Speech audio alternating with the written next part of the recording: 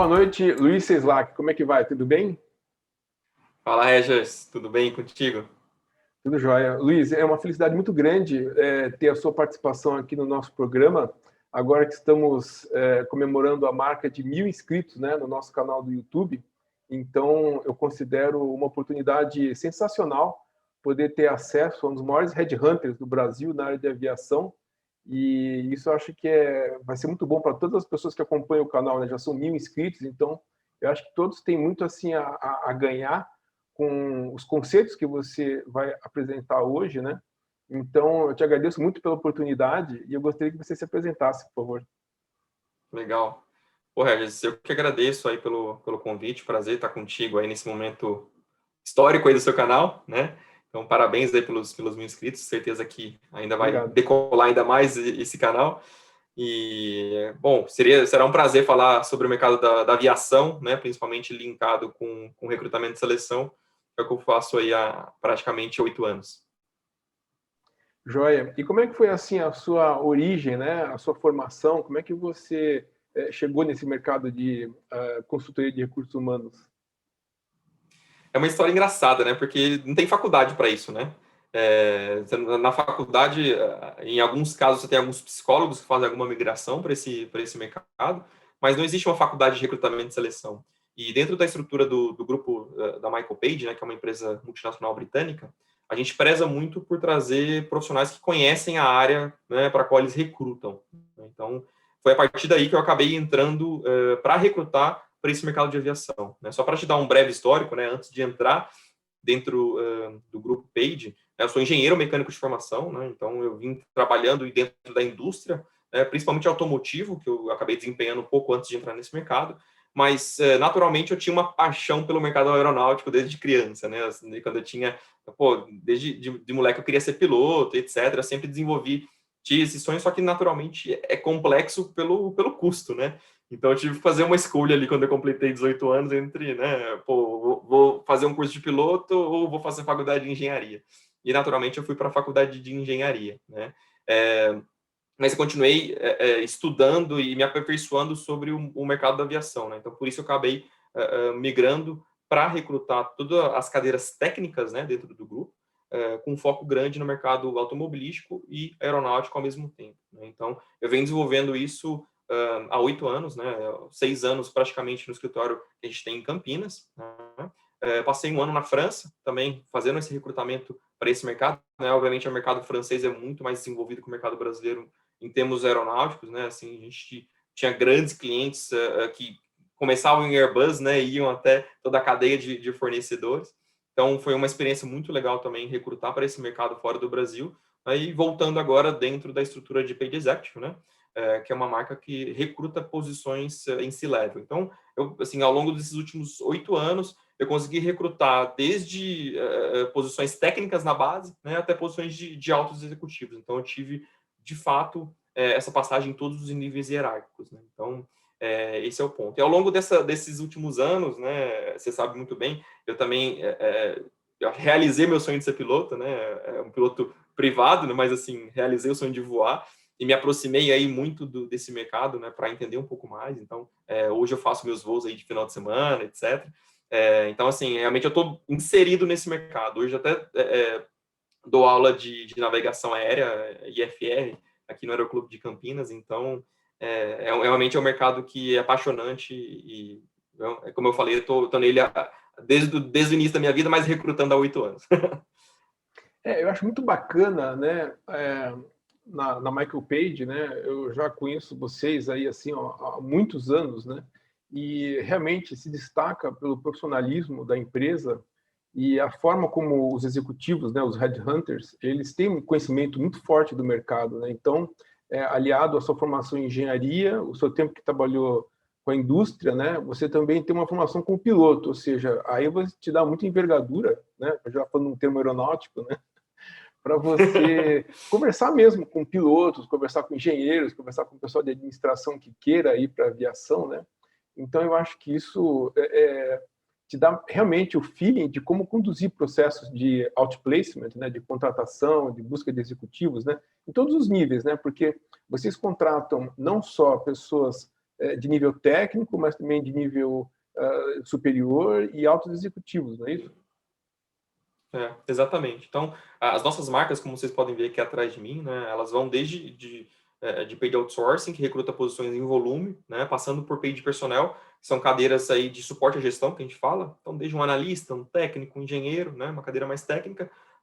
Depois, micro paid, cadeiras de coordenação, gerências até uma primeira diretoria.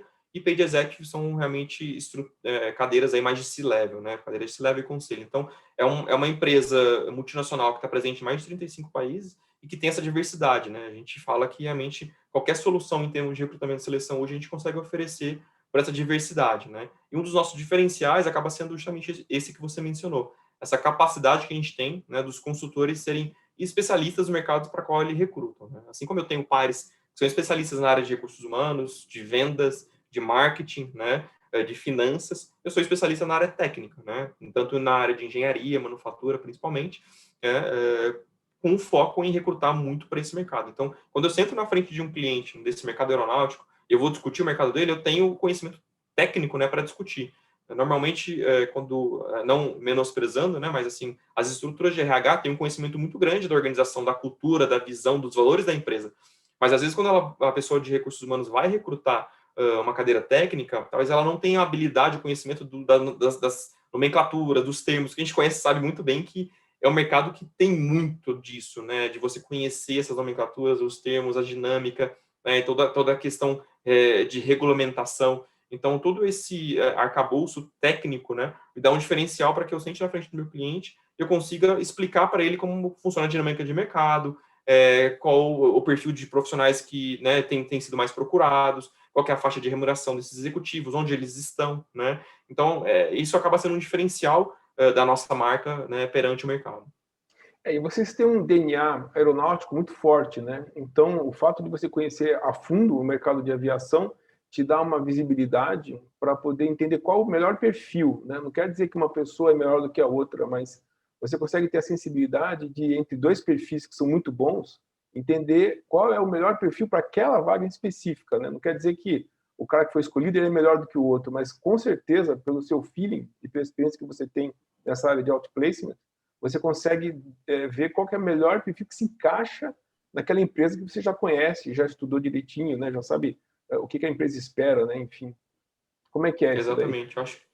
É exatamente isso, eu acho que esse é o ponto. Assim, às vezes, quando a gente dá um feedback para um candidato, né, fala, pô, infelizmente, né, não foi dessa vez, às vezes o pessoal fica chateado, mas assim, a nossa avaliação ela é tão profunda, né, que ela de fato deixa o nosso cliente, às vezes, com dúvida em qual perfil contratar, né, porque a gente tenta trazer os melhores profissionais de mercado. E a gente tenta linkar, né, vários elementos, né, Regis, dentro de um processo seletivo, né. Acho que ele passa por uma avaliação de currículo, né, uma avaliação curricular, que olha todas as questões, né, principalmente para esse mercado de aviação, uma questão de formação, né, é um mercado que normalmente exige uma formação técnica, né, seja um curso técnico, um curso de engenharia, etc., né, que acaba sendo um pré-requisito, ou uma experiência prévia no setor, né? Então, a gente avalia muito a questão curricular mesmo, né? A questão de idiomas, ela é fundamental, porque todos os trâmites, todas as conversas, todos os, né, assim, mesmo que a empresa seja uma empresa de capital nacional, às vezes ela tem um fornecedor, um cliente que está fora do Brasil, né? Então, o idioma ele é fundamental também nesse aspecto. Então, a gente passa primeiro por uma avaliação curricular, né, para ver se a pessoa tem essa adequação. Depois a gente passa por um processo de entrevista, que ele faz uma avaliação muito mais, eu diria, de competências, né? O que a gente faz exatamente? A gente entende primeiro com o nosso cliente o que ele busca, né? E qual que é a cultura da empresa, qual que é a missão, os valores, e a gente vai tentar identificar isso dentro do perfil dos candidatos, né? E às vezes o candidato pode ser muito bom tecnicamente, né? Ele pode ser o candidato perfeito, 100%, ele atende tudo que a gente busca tecnicamente, mas às vezes ele tem um comportamento que não é adequado para aquela empresa, né? Ele não tem um perfil comportamental, né? Que ele, às vezes não tem uma competência que a empresa está exigindo, né? E pode ser que a gente tenha um outro profissional que tenha 80% das competências técnicas, mas 100% de aderência com relação às competências comportamentais. Então, hoje, a gente faz muito mais esse balanço entre, né, o que é o técnico e o comportamental. Então, na entrevista, a gente tenta extrair muito disso, né? O que o profissional, ele, como ele se vende, né, e como ele traz esses elementos para dentro da entrevista, né?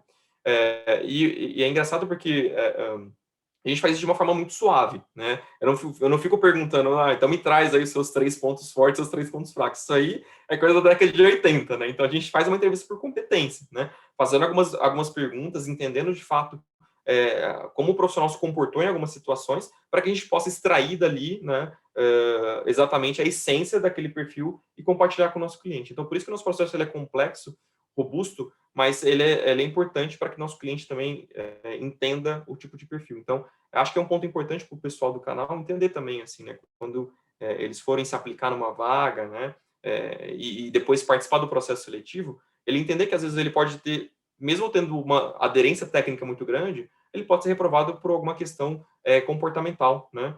Ou até uma questão de empatia, né? Hoje a gente fala muito disso, que pô, às vezes você senta na frente da pessoa, você tem uma empatia maior com aquela pessoa, né? Isso é super natural, né? Então, nesses processos, né? No final, como eu falei, são vários elementos e às vezes alguns detalhes é o que fazem a diferença para que um profissional seja escolhido e não outro, entendeu?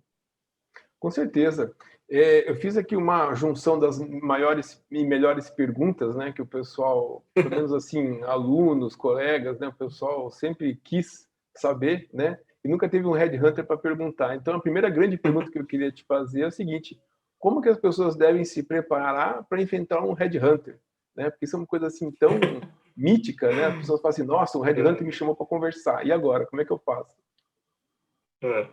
Eu acho que isso mudou bastante, assim, né? Acho que tinha. Antes a profissão do Red Hat tinha muito mais glamour, né? Até como a aviação. Acho que a gente está andando assim em paralelo, né? A aviação obviamente vem se popularizando, o que é bom, né, para o mercado, e também o mercado de Red Hat ele vem se popularizando, né? Muitas empresas chegaram no Brasil, o mercado realmente cresceu bastante. Então, assim, eu vejo essa preparação importante, assim como você vai se preparar para qualquer outra entrevista, né? Acho que diferentemente de uma entrevista com uma empresa, com um profissional de recursos humanos, acho que o ponto é você assim, conhecer a fundo você, né? É um autoconhecimento, assim, você tem que ter um autoconhecimento muito elevado. E como é que você faz isso, né? Acho que assim, você tem que se preparar. Como é que você se prepara para isso? Acho que é um estudo da sua carreira, né? Você não pode chegar ali cru sem fazer uma reflexão daquilo que você já construiu, né? Mesmo que você tenha 1 ano de experiência ou 10 anos de experiência, a reflexão ela é a mesma, né? Porque quando um profissional ele é um pouco mais júnior, né, ou seja, ele tem menos experiência, né, ele tem ali 1, 2 anos de experiência, a gente também tenta avaliar elementos da carreira, da vida pessoal da pessoa, né? O que ela viveu até ali, né? Às vezes, algum momento de faculdade que foi importante para ela, ou algum momento até pessoal, né, que marcou e transformou aquela pessoa, né? Então, eu acho que a pessoa, né, os profissionais têm que se preparar para isso, né? Então, é fazer um retrocesso de carreira, né? Olhando no sentido, pô, quais foram os principais projetos na minha vida que me transformaram, né? Que eu, a partir daquele processo, daquela experiência, eu tive algum aprendizado. Então, eu acho que hoje, quando a gente olha para um processo de recrutamento, seleção, uma entrevista, a gente quer muito mais entender isso, né? O que o profissional ele aprendeu nos últimos anos, né? O que ele tirou daquela experiência, o que aquela experiência agregou para a vida dele, né? Então, eu acho que muita gente chega para tentar falar, porque eu fiquei 5 anos naquela empresa e eu fiz isso, isso, isso. Acho que isso já passou, a gente já passou dessa fase de fazer essa entrevista mais tradicional, né? A gente vai tentar explorar muito mais pontos onde o profissional teve realmente aprendizado. Então, é importante que essa pessoa ela faça uma reflexão de toda a vida dela, né? De pontos onde ela teve, de fato, aprendizados transformadores para a vida dela, né? E o que ela aprendeu com isso, né? Principalmente, né? Por exemplo, pô, tem uma pergunta que a gente fala, pô, que a gente faz, onde você sentiu orgulho daquela experiência, né? Isso faz muitas pessoas refletirem, pensar. Muita gente não sabe responder. E é uma coisa tão simples que você imagina, né? Você fala, pô, cara, tem vários projetos que me fizeram que eu tenho muito orgulho, né? Mas se você não se preparar para falar daquilo, dificilmente você vai conseguir extrair, né? E eu acho que um ponto importante também quando a gente está na frente de um headhunter ou mesmo na frente de uma pessoa de recursos humanos, é saber também fazer uma leitura, né? Então, pô, se eu estou participando de um processo seletivo, eu já conheço a empresa, estude bastante sobre a empresa, né? Entenda, como eu falei, um pouco da cultura, da missão, dos valores, como é que aquela empresa foi construída, né? Porque em alguns casos você consegue fazer um match aí, né? Uma correspondência entre a construção daquela empresa e a construção da sua própria vida, entendeu? E acho que é super interessante. Hoje as empresas têm buscado profissionais que têm essa consonância em termos de perfil, né? Então, pô, se você trazer elementos que fazem parte da sua vida, que tem um elemento de semelhança com uma organização, isso mata aí, é matador para qualquer entrevista de emprego, entendeu? Com certeza. Eu queria fazer um paralelo com a situação hoje do mercado de aviação, né? Para quem está começando na aviação. Então, se você for analisar hoje a quantidade de faculdades que formam ciências aeronáuticas, vai dar em torno de umas 30, 40 escolas pelo Brasil inteiro. É bastante centro de formação, né? Felizmente, porque mais pessoas têm acesso a essa formação que é muito importante, né? Seja no início, no meio da carreira. E tem, sobre engenharia aeronáutica, especialmente, eu conto em torno de umas 10 ou mais escolas pelo Brasil inteiro, né? E aí eu te pergunto, né? A pessoa que está iniciando na aviação e está concorrendo com um monte de outras faculdades, como ela deve se preparar, né? Como é que ela deve fazer para se diferenciar numa entrevista, né, de emprego, sabendo que ela está começando, né? Não tem muita experiência, mas está concorrendo com outros alunos formados em outras faculdades. Como é que a pessoa deve se diferenciar num processo seletivo? Legal. Essa pergunta é interessante. Eu acho que, só para te dar um dado assim que eu acho que é relevante, eu sempre falo isso quando as pessoas me procuram, é que a faculdade em si, o nome da faculdade, não representa nada. Eu não, dificilmente eu vou falar, olha, meu cliente ele quer uma faculdade só, pessoas que são de faculdade de primeira linha, ou fizeram um MBA só naquela faculdade específica.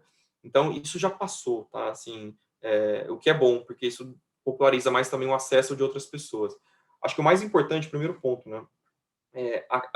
O Brasil ele tem aumentado cada vez mais a oferta de educação, como você tem falado, né?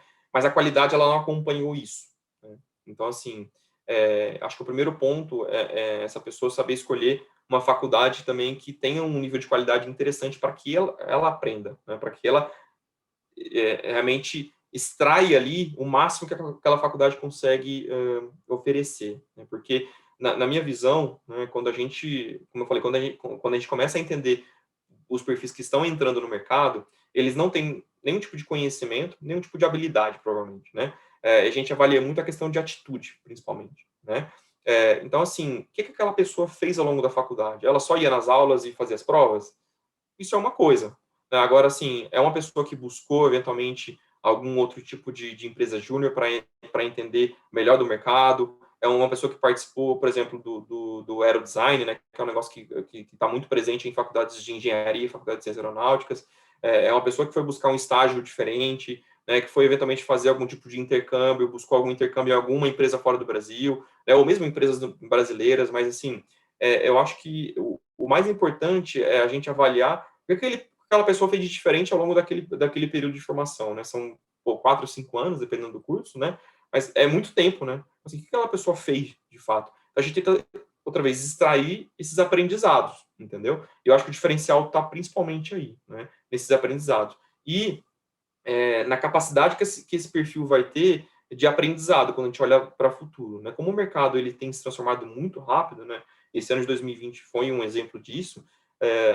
O tipo de competência exigida tem mudado, né? Então, como eu falei, a competência técnica ela é importante, ou seja, a formação, o conhecimento técnico, etc., ele é importante, mas ele não é o que vai, eu diria, fazer com que uma empresa tome uma decisão com relação a algum perfil. Vai ser hoje muito mais linkado a algum tipo de competência que aquele profissional teve. E a competência, ele normalmente adquire através de aprendizados, né? Quanto mais experiências ele teve, quanto mais oportunidades ele teve de se expor, né, seja positivas ou negativas, porque a gente sempre aprende também com as experiências negativas, mais ele aprendeu. E se ele mais aprendeu com aquilo, ele vai eventualmente ter mais capacitação para mais competências, um portfólio maior de competências, né, de ferramentas ali para se destacar. Então, a minha dica seria essa, assim, busca o máximo de experiências possíveis e talvez distintas mesmo, né? Ou se você é um perfil técnico e quer seguir a carreira técnica, ok, né, você vai buscar esses pontos mais técnicos, mas tente pensar um pouquinho mais fora da caixa, né?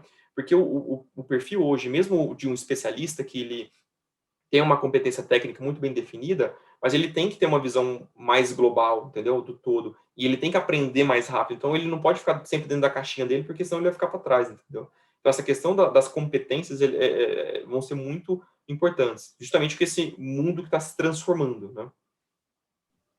Pois é, e o que dizer, por exemplo, das pessoas, assim, muita gente me procura para me falar, poxa, Regis, eu fiz uma carreira em outras áreas que não tem nada a ver com aviação, né? Já tenho aí 40 anos de idade e eu gostaria de começar na aviação, né?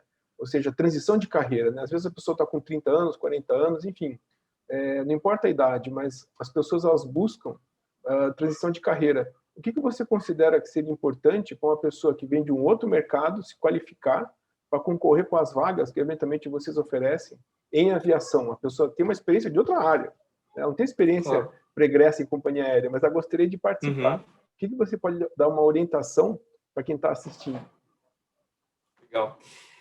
É interessante isso, mas assim, a gente volta nos mesmos elementos praticamente, né? Então, assim, se a pessoa tem um sonho de ir para uma empresa aérea, por exemplo, como você falou, acho que o principal ponto inicial é, deixa eu entender essa empresa, né?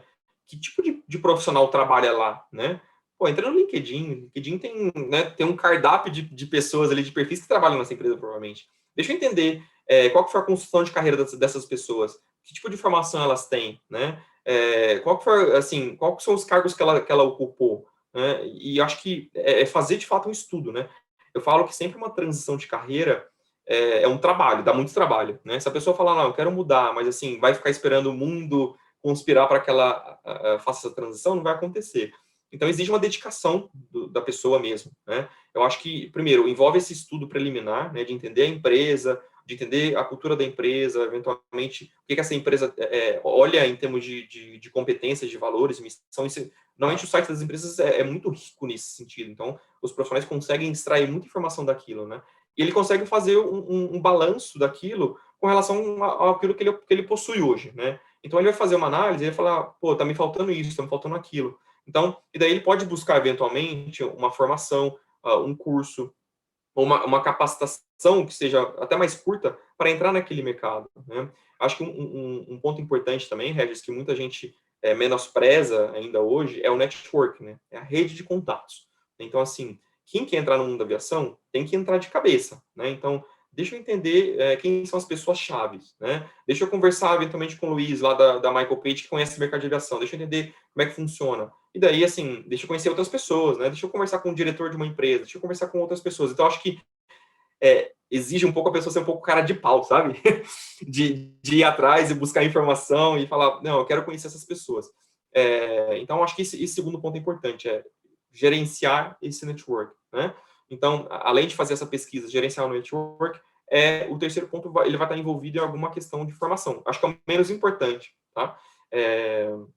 Mas, assim, tem uma questão também de entender a área, né? Pô, se é um profissional de marketing, de marketing, né, que está atuando em outro mercado, quer migrar para o marketing na aviação, é mais simples, né?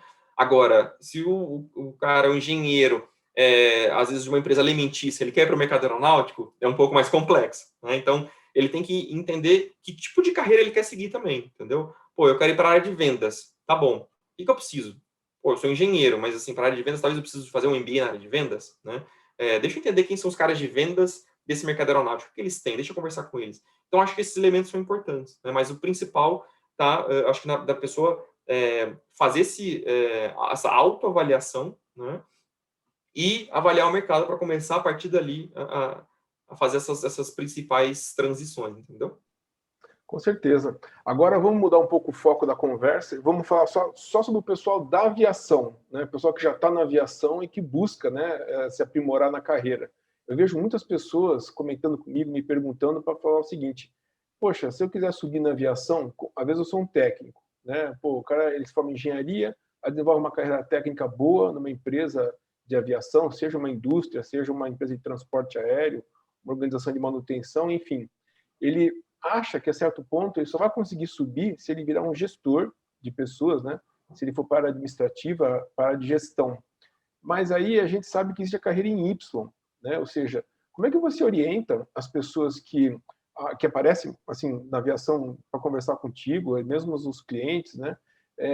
Sobre a carreira em Y na aviação. A pessoa pode ter uma maneira de certas empresas receber esse profissional que pode se desenvolver como um especialista, né? Como é que funciona?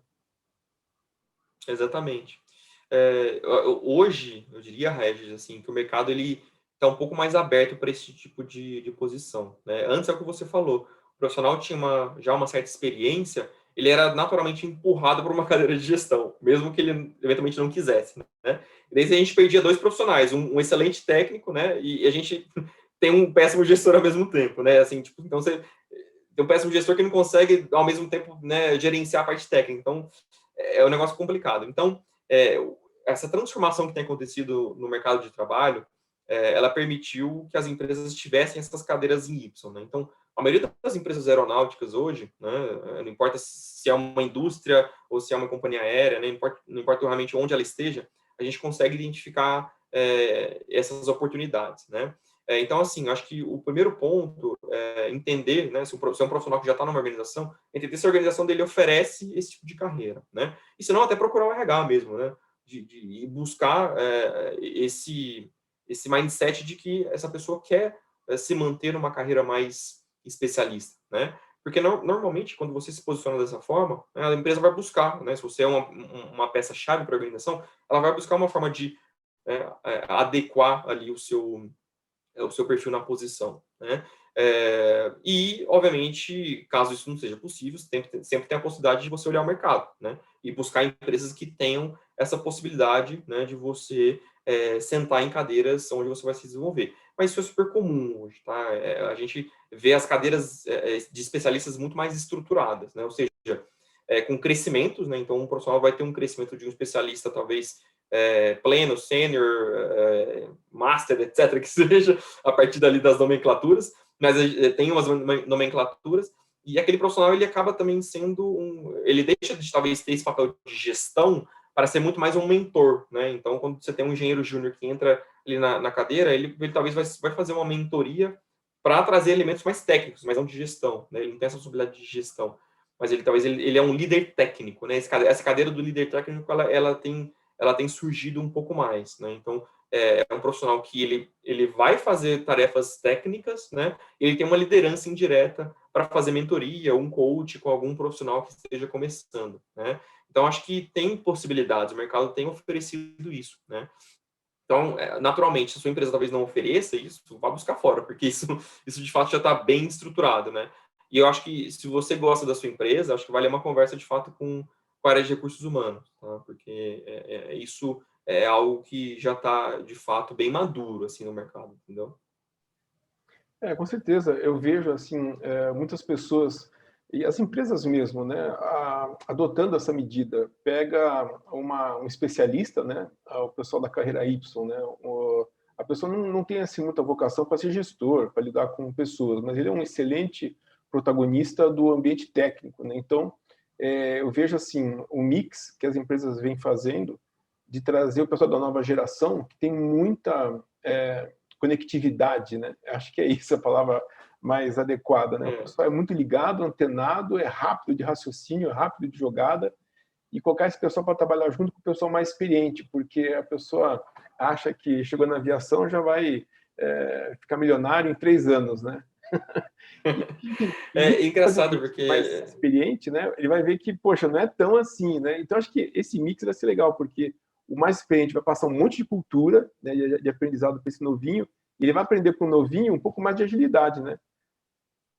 exatamente. Esse conflito de geração tem sido muito, muito interessante mesmo, né? Porque a gente tem um aumento grande na expectativa de vida no Brasil e no mundo, né? Profissionais cada vez mais experientes ainda em atividade, né? Até com essa reforma trabalhista, muita gente vai ter que trabalhar um pouco mais. Então, assim, as empresas têm criado, a gente tem falado muito, assim, nos processos de recrutamento e seleção, de diversidade, né? A diversidade, ela vai desde gênero, raça, opção sexual, etc. Mas ela passa também por idade, né? Assim, eu tenho muitos executivos que me perguntam, então, já tem mais de 50, e falam, pô, Luiz, e aí, o que eu vou fazer agora, né? Estão preocupados com a carreira. E o ponto positivo é que o mercado ele tem enxergado esses profissionais com bastante valor, né? principalmente agora, nesses momentos de crise. Esses profissionais já viveram isso várias vezes no passado, né? Ao longo dos últimos, talvez, 30 anos de carreira, com certeza ele viveu, ainda mais no Brasil, cara, pelo menos umas 5, 6 crises, entendeu? Então ele já tem experiência, sabe como transitar nesses momentos. Então, esse conflito de geração é super importante. Então, é o que você falou, o profissional experiente agrega conhecimento, agrega talvez essa tranquilidade, né, de conseguir navegar em águas mais turbulentas, né, ou ares mais turbulentos aqui dentro do cenário aeronáutico, e o pessoal mais novo agrega muito mais essa conectividade, essa agilidade, trazendo tecnologia para dentro dos processos. Então, é um conflito de geração muito, muito positivo, né? E eu acho que tem oportunidade para todo mundo, sabe? Então, e até trazendo um outro elemento, assim, Regis, do que eu tenho visto, que a gente está falando de transição eventualmente de carreira, né? Como a gente, em teoria, vai trabalhar mais tempo agora, né? A gente começa a ver o nascimento de carreiras já em idades mais avançadas, né? Então, você tem ali um profissional que às vezes trabalhou durante 25, 30 anos, né? Está ali com seus 40, 45 anos, eventualmente, né? Até um pouco mais. Que ele trabalha numa área X, ele quer migrar para uma área Y, entendeu? Porque ele vai ter que trabalhar ainda mais 10, 15 anos, só que ele realmente já se cansou daquela tarefa, né? Então, a gente vai começar a ver muito dessas transições de carreira no meio da carreira, né? Então, você vai ter uma transição, talvez, completa da sua carreira no meio dela, né? E isso vai ser super natural por todos esses pontos aí de mercado de trabalho mesmo, né? Isso já é, assim, na Europa já é muito mais comum, né? Eu estava tendo, inclusive, uma discussão hoje pela manhã. O nosso presidente, ele é holandês, né? Na Holanda, o idoso é considerado a partir de 67 anos, né? No Brasil é 60. Então, lá o pessoal tem mais isso ainda, entendeu? Então, a cultura lá já é um pouco mais evoluída nesse sentido. E no Brasil, isso pouco a pouco vai chegar, né? Então, eu acho que tudo isso vai ser interessante para a gente vivenciar no mercado de trabalho do Brasil. Muito bacana. Eu achei muito legal valorizar esses perfis, né, mais sênior, né, e fazer um mix. Eu acho que a empresa tende a ganhar, né, com esse equilíbrio, né. Agora, a pergunta que é o ponto alto da nossa conversa, a carreira executiva, né? Muita gente que está assistindo esse vídeo gostaria de saber como se preparar para a carreira executiva, no duro mesmo, assim, no dia a dia das entrevistas, na concorrência, na competição, né? A gente estima aí uma retomada do mercado de aviação, né? Então, vai começar a aparecer muitos postos de gestão, e aí as pessoas que visam, né, uma carreira executiva, né? Ou seja, como que vocês abordam hoje esse escopo de carreiras executivas na aviação? O que vocês esperam do perfil? Como que vocês avaliam o mercado nesse momento? O que você pode mais ou menos me dizer assim sobre perspectivas do mercado e como que as pessoas que buscam essa carreira devem se preparar? Legal, Regis. Essa é uma pergunta muito boa. E, de fato, ela não é simples de ser respondida, né? Eu acho que o profissional, como a gente falou algumas vezes aqui, ele está passando por um período de transformação, né? Só para você ter como referência, o profissional que eu recrutava em 2019, antes da pandemia, ele é totalmente diferente do profissional que eu estou recrutando agora, né? Isso é super válido para o mercado de aviação, né? Que é um mercado que a gente recruta bastante. Então, quando a gente fala de cadeiras executivas, né, a gente já tem, eventualmente, uma pessoa em cadeira de gestão, então ela já tem, às vezes, alguns aspectos que são importantes para a cadeira de gestão, que é liderança, comunicação, né, orientação para resultado. Essas são as competências que a gente talvez tinha no período pré-pandemia, né? Agora surgem outras, né? Acho que a principal delas que a gente mais escuta, né, como é que esse profissional tem que se orientar, alinhado com a sua pergunta, primeiro ponto é adaptabilidade, né? A tendência é que o cenário global ele se transforme cada vez mais rápido, né? A gente falava de ciclos de 3 anos, de 1 ano, agora talvez são ciclos de meses, né? Então, assim, um profissional que não consiga se adaptar, né, nesse nível executivo, que não consiga ler cenários e alterar, às vezes, um business plan ou alguma coisa para se adequar àquele cenário, de fato, ele não sobrevive, né? Então, o primeiro ponto é isso, é se adaptar nesses movimentos de mercado. E até pensando numa transição de carreira, né, o profissional tem que ter uma alta adaptabilidade também para aquele novo negócio, para aquela nova cultura. Então, acho que isso é um ponto também super importante para quem está buscando uma transição de carreira. Fazer uma leitura, assim, de qual vai ser o meu plano dos primeiros 100 dias ali dentro, entendeu? O que eu vou atingir nesse primeiro momento? isso já é super importante, né? Você tem que ter, né, de fato, um plano, né, mês a mês, para você se adaptar rapidamente àquilo, né? Então, acho que isso é super importante. O segundo está ligado à flexibilidade, que é diferente um pouco da adaptabilidade, né? Então, o perfil profissional, às vezes, aceitar alguns elementos, né? Ele não pode, às vezes, se impor, né? Ele tem que entender o momento e às vezes, mudar a forma de atuação, né?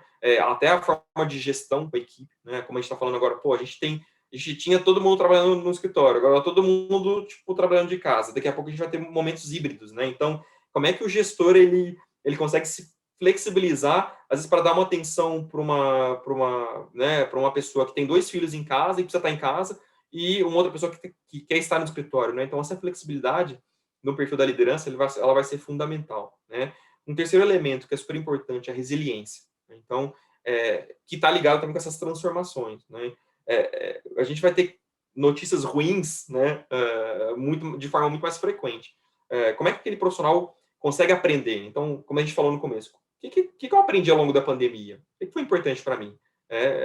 Isso te gera uma certa resiliência, né?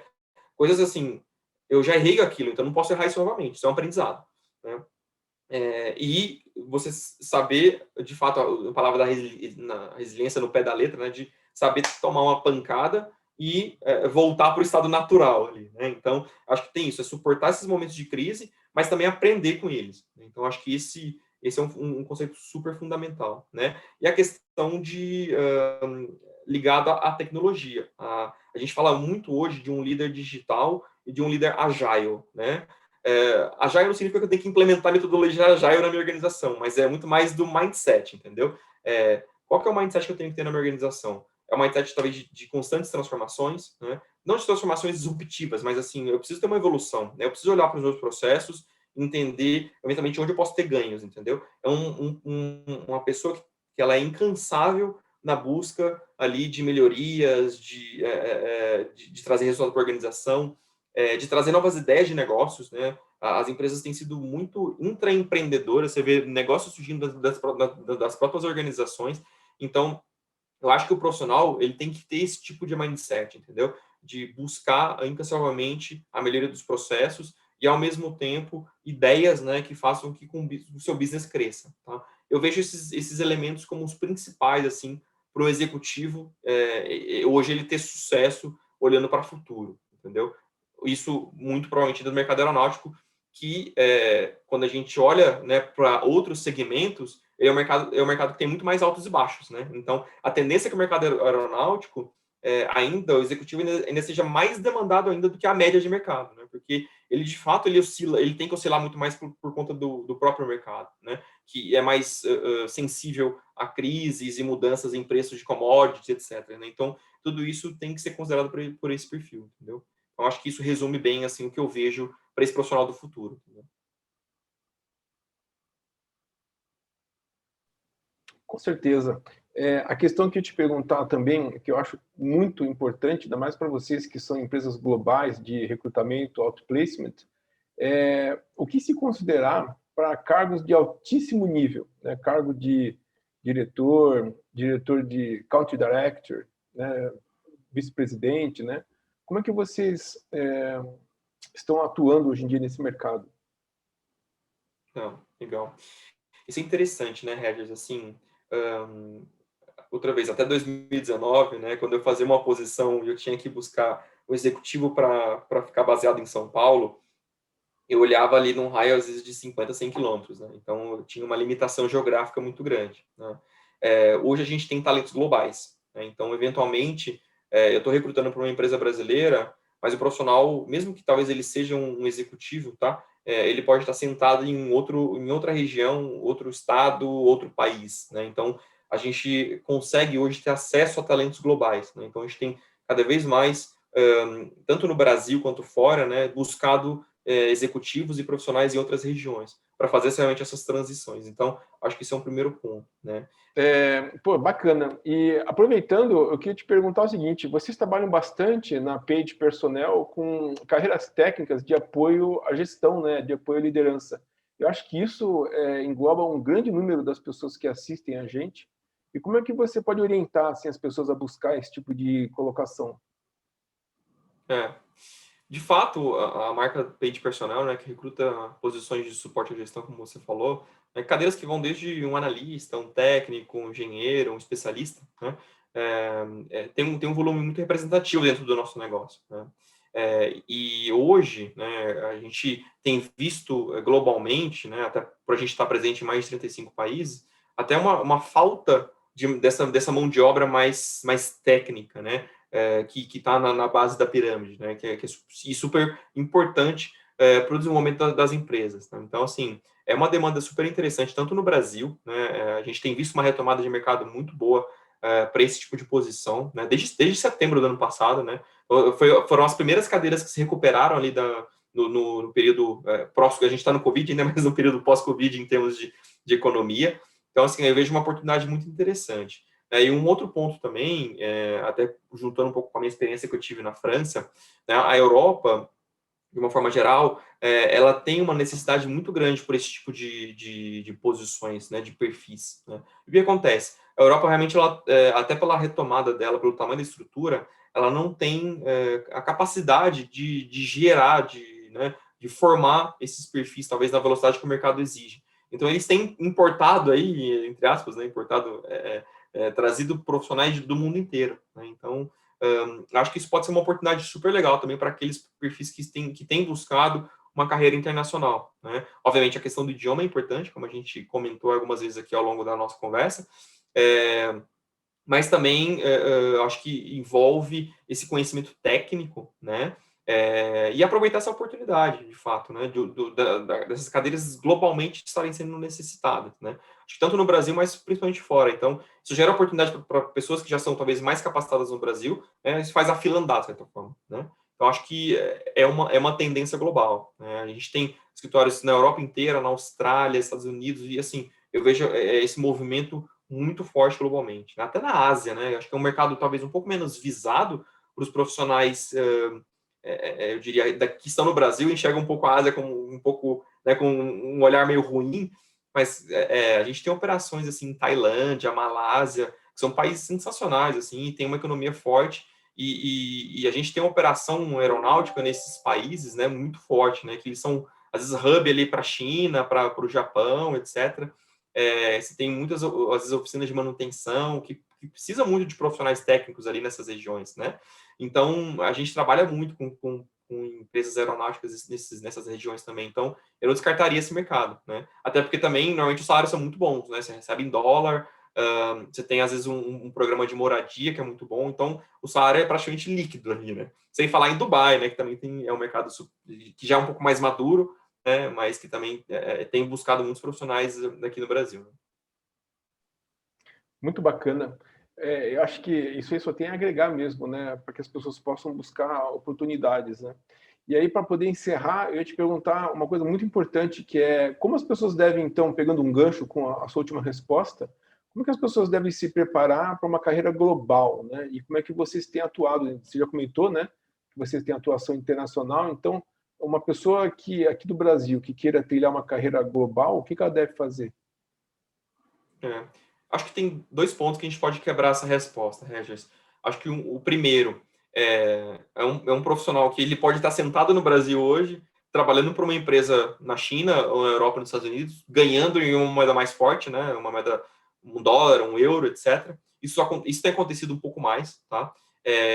Porque, como eu falei, né? Com a pandemia e muitos trabalhos aí sendo feitos de forma remota e de forma definitiva, né?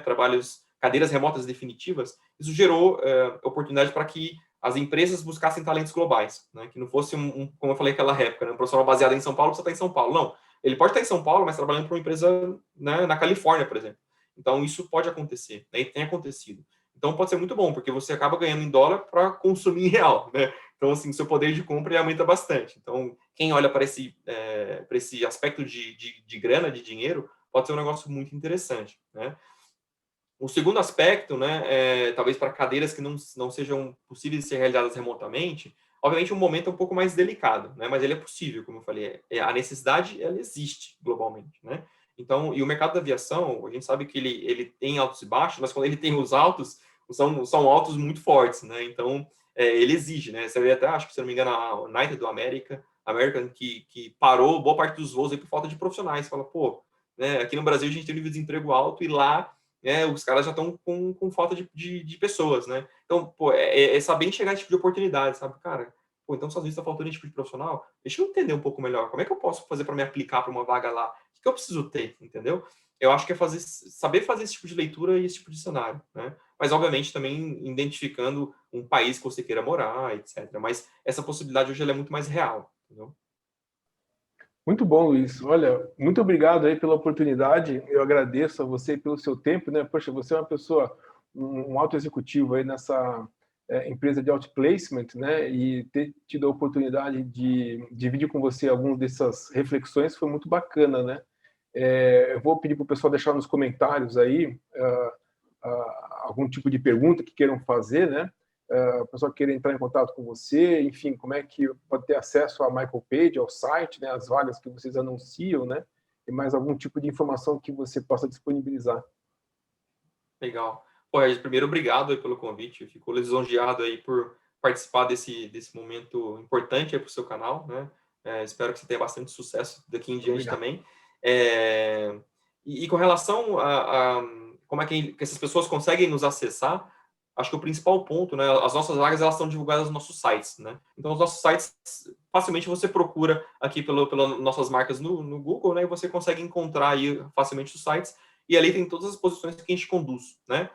A nível Brasil ou a nível global. Então, vocês conseguem ter acesso facilmente a isso. Ou me acessam diretamente via LinkedIn, né? Se quiserem trocar uma ideia, bater um papo aberto aí para a gente aprofundar algum tema, né?